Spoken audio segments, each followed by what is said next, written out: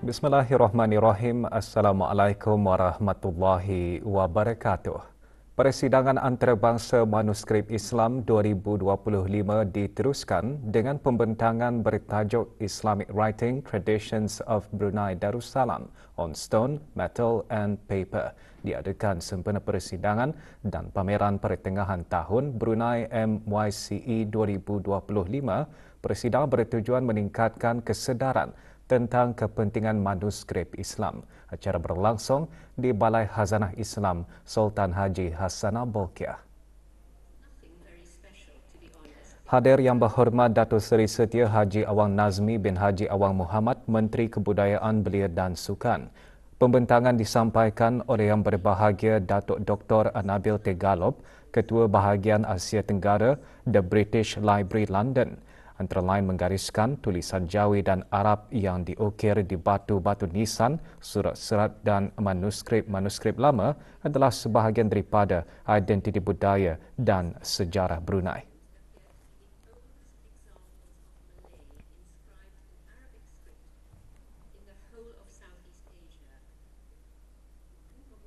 Pada sebelah petang, persidangan antarabangsa manuskrip Islam membentangkan manuskrip Nusantara Adikarya. Hadir Datuk Seri Paduka Awang Haji Sufian bin Haji Sabtu, Timbalan Menteri Sekuriti dan Undang-Undang Jabatan Perdana Menteri. Pembentangan disampaikan oleh Dr. Noriah alias Jariah binti Muhammad, pengkaji naskah Yayasan Karyawan Malaysia, yang mengongsikan Melayu tidak dapat dipisahkan daripada Islam dan ilmu agama terakam dalam teks warisan beraksara Jawi. Dan ini ada 20 dan sebenarnya tulisan Jawa itu ada falsafahnya. Semua ditulis di bawah. Program Belia Santuni Anak Yatim 2025 bukan sahaja meringankan beban anak-anak yatim, malah sebagai platform memperkasa peranan belia sebagai ejen penyayang dalam masyarakat. Program berlangsung di Jami Asri Hassanah Bolkiah, Kampung Kialo. Bertemakan Belia Prihatin Anak Yatim Disayangi, program menghimpunkan 34 anak yatim dari Kampung Menglait, Kampung Gadong, Kampung Bolkiah A dan B, Kampung Perpindahan Mata-Mata dan Kampung Tanah Jambu. Penyampaian sumbangan disempurnakan oleh Yang Berhormat Awang Abdul Aziz bin Hamdan, Ahli Majlis Mesyuarat Negara. Program dianjurkan oleh Ahli Jawatankuasa Tertinggi Belia Masjid Senegara dengan kerjasama Bahagian Hal Ehwal Belia, Jabatan Hal Ehwal Masjid.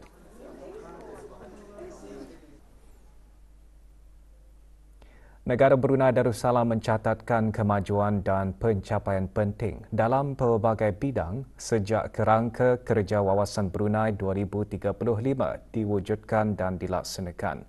3 matlamat utama digariskan di bawah wawasan bagi membolehkan negara lebih bersedia menghadapi perubahan dan pada masa yang sama terus menikmati kualiti hidup yang sejahtera. Muhammad Daud Haji Tuah membawakan laporannya.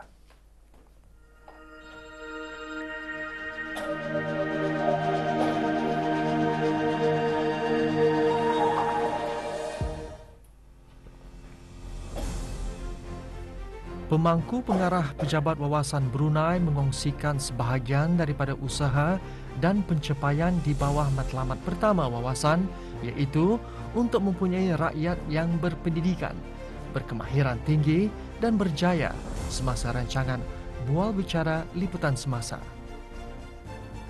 Secara ringkasnya, jua di antara usaha dan pencapaian di bawah matlamat satu ialah seperti peningkatan kualiti pendidikan yang merangkumi pengajaran dan pembelajaran yang lebih holistik serta menyediakan akses yang sama rata dan saksama kepada setiap pelajar termasuk pelajar yang berkeperluan khas. Kedua, pencapaian pelajar dalam peperiksaan awam termasuk dalam pendidikan agama terus menunjukkan tren peningkatan. Ketiga, pengiktirafan institusi pendidikan tinggi di peringkat global yang mencerminkan usaha berterusan negara dalam memastikan kualiti pendidikan ke tanah bertaraf dunia. Dan pelbagai usaha dan inisiatif berterusan terus dijalankan bagi menangani isu pengangguran termasuk mempertingkatkan kemahiran tenaga kerja dan memastikan penjanaan peluang pekerjaan yang selaras dan memenuhi keperluan negara.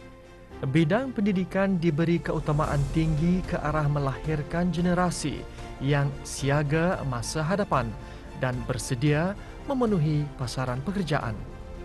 Sebagai rakyat perlu mengambil inisiatif dan perlu mengambil apa saja sumber-sumber yang ada untuk meningkatkan diri dan pendidikan yang ada daripada peringkat damit, peringkat sekolah rendah, peringkat tadika sehinggalah ke peringkat yang tinggi untuk mempersiapkan diri dengan pendidikan-pendidikan, tidak kira sama ada pendidikan itu secara formal ataupun pendidikan secara tidak formal.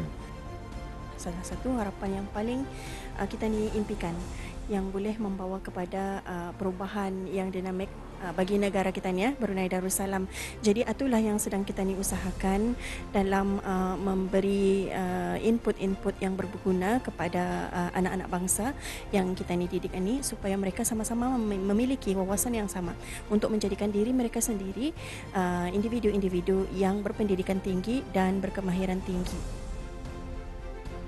Kesungguhan yang ditunjukkan oleh generasi masa kini dalam bidang pendidikan akan dapat membantu negara merealisasikan matlamat pertama Wawasan Brunei 2035.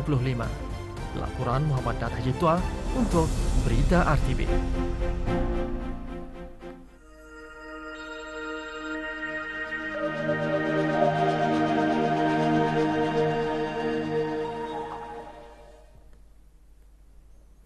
Sebanyak 367 kilogram sampah berjadi kumpul semasa kempen kebersihan di bawah Jawatankuasa Induk Isu-Isu Kebersihan yang diadakan di Pantai Lumut, Mukim Liang.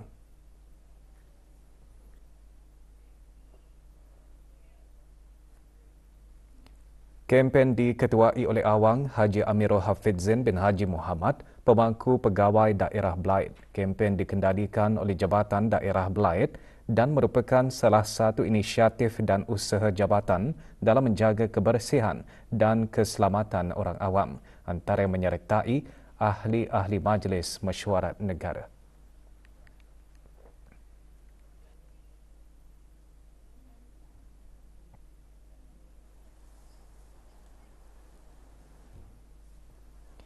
Dalam usaha meningkatkan kesedaran dan penyertaan orang ramai dengan mempraktikkan amalan kitar semula, Jabatan Alam Sekitar, Taman dan Rekreasi Kementerian Pembangunan mengadakan inisiatif Hari Kitar Semula Senegara.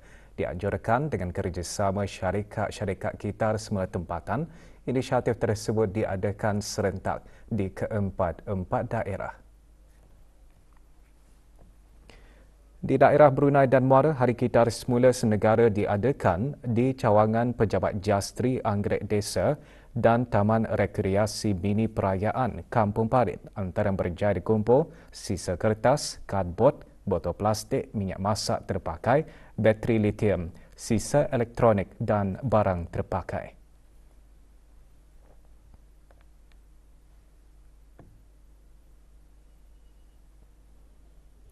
Di daerah Belait, kempen diadakan di Pejabat Jastri Cawangan Belait. Ia merupakan antara inisiatif bagi mengumpul barang untuk dikitar semula.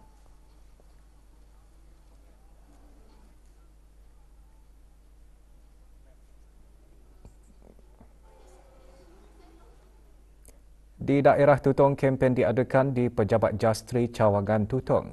Inisiatif Hari Kitar Semula Senegara ini juga mengakhiri sambutan Hari Alam Sekitar Sedunia 2025.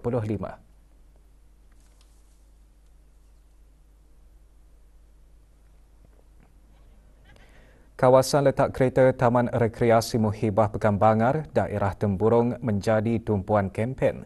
Inisiatif Hari Kitar Semula Senegara turut memperkenalkan perkhidmatan-perkhidmatan kitar semula yang terdapat di negara ini.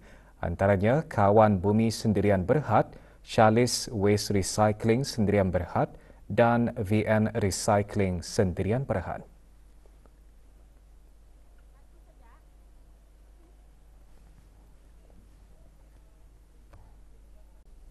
Sukan Masjid Az-Zakirin meragang mencocohan pertandingan memanah anjuran masjid berkenaan sempena kedatangan Tahun Baharu Hijrah.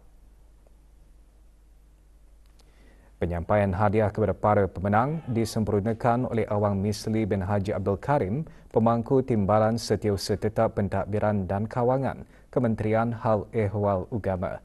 Tempat kedua dimenangi oleh Masjid Kampung Sungai Buloh dan Masjid Muhammad Bolkiah Serusub di tempat ketiga.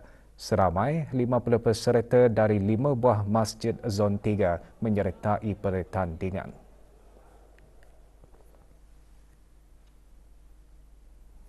Acara tarik kalak terbuka sempena sambutan Adau Gayoh kali kedua diadakan di Sekolah Chong Hua Kiudang, daerah Tutong.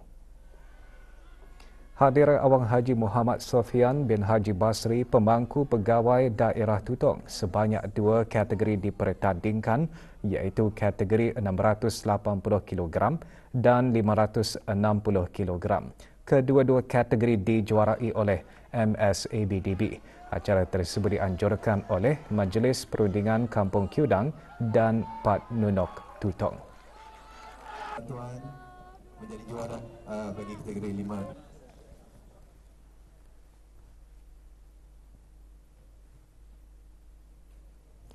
Liga Bola Jaring Kebangsaan Brunei 2025 diteruskan dengan pasukan Falcons menang ke atas pasukan Roses dengan keputusan 45-39. Perlawanan berlangsung di Dewan Silaturahim Kompleks Penjara Mara Burong.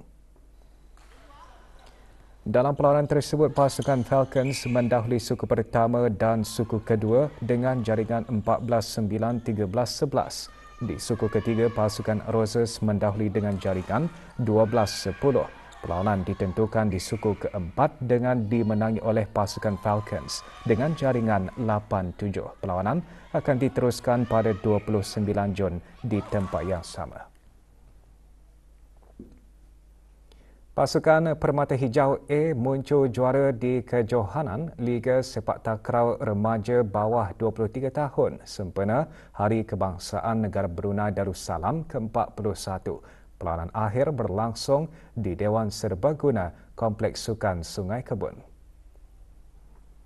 Perlawanan akhir menyaksikan pasukan Permata Hijau A menewaskan pasukan ASGC dengan kiraan 15-10. Sekaligus merangkul kejuaraan.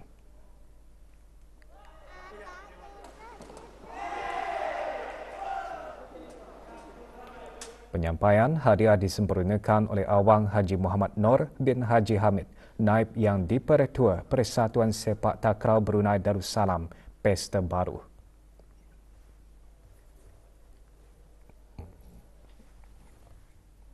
Kejohanan Bola Lesut Terbuka Brunei 2025 melabuhkan tirainya dengan menyaksikan pasukan Gunners dan pasukan Ravens muncul juara bagi kategori lelaki dan wanita. Perlawanan akhir berlangsung di Kompleks Sukan Jerodong. Dalam perlawanan akhir kategori lelaki Fast Pitch Softball, pasukan Gunners menewaskan Black Arrows dengan kiraan 4-2. Manakala bagi kategori wanita, pasukan Ravens yang mengalahkan Divas dengan kiraan 7-1. Perlawanan disertai oleh 4 pasukan wanita dan 5 pasukan lelaki dari dalam dan luar negara.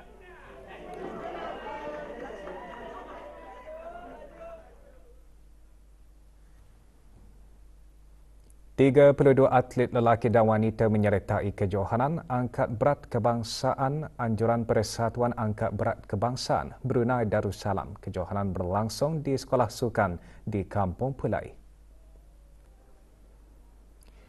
Sesi pertama kejohanan mempertandingkan 3 kategori berat badan bagi acara wanita. Kategori berat badan bawah 48 kg dimenangi oleh Nurul Syuhaidah Ahman dari pasukan Forge Fitness. Sementara Liana Safia Siddiq yang mewakili kelab STBL memenangi kategori berat badan bawah 53 kg dan kategori berat badan bawah 58 kg pula dimenangi oleh Jurulena Juna dari pasukan Hybrid Movement. Kejohanan dianjurkan dengan kerjasama Sekolah Sukan Brunei Darussalam dan disokong oleh Jabatan Belia dan Sukan, Kementerian Kebudayaan Belia dan Sukan.